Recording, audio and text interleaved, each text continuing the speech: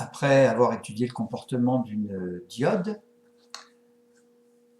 nous allons regarder, faire une première approche du comportement d'un transistor. Voici un transistor, c'est un BC546B, c'est un transistor petits signaux, c'est un transistor NPN, vous avez sa base ici, son collecteur qui est chargé par cette résistance et son émetteur qui est relié à la masse par une résistance.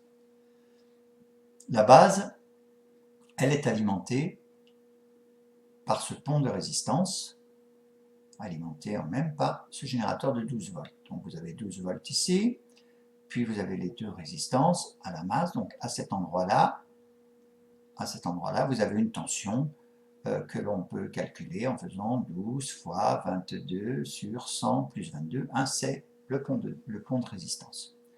Vous avez ici en plus un générateur de tension alternative que je vais modifier, c'est-à-dire que j'avais une amplitude de 0,5 volts, je vais mettre 0 volts pour être tranquille. Voilà.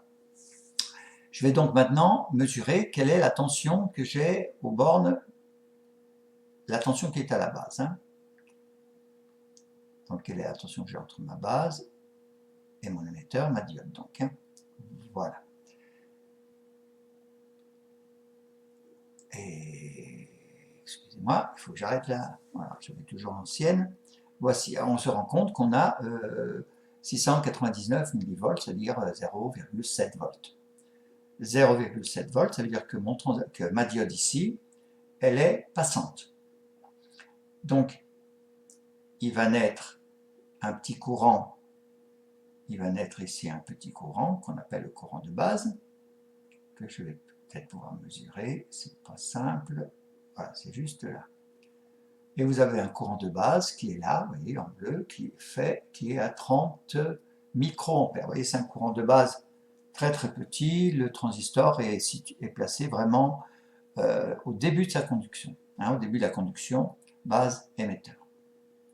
Je vais maintenant enlever ces traces, donc je n'en aurai plus besoin. Et je vais donner à mon générateur de tension alternative, voilà, une tension de 0,5 volts. C'est-à-dire qu'en plus, j'envoie du 0,5 volts alternatif à 1000 Hz. On va regarder ce qui va se passer. Ici, avant, vous aviez très très peu un tout petit courant de base, donc un tout petit courant de collecteur.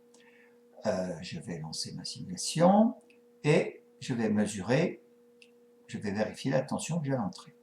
Donc vous voyez, c'est une tension qui part de 1,6 volts, qui monte à 0,5 volts, 2,1, moins 2,1, c'est une tension sinusoïdale, on a bien nos 0,5 volts de tension. Voilà, crête à crête, 1 volt. Je vais maintenant vérifier quelle est la tension normalement. Donc le transistor, il est en bonne position. L'intensité du courant, puisque j'ai rajouté ça, va augmenter ici. IC, intensité du courant collecteur égale bêta IB, donc vous devriez ici avoir une sortie dont la tension sera plus grande. Alors attendez, voilà. Donc vous avez ici en bleu ce que j'ai la sortie, donc vous voyez une petite oscillation incise de 2,1 volts là. Voilà, et le transistor ici, il amplifie les signaux qu'il y a à l'entrée. Et il est dans sa zone de confort, c'est-à-dire la tension base émetteur, la tension continue base émetteur est aux alentours de 0,6 volts. Donc, vous avez le transistor en amplification.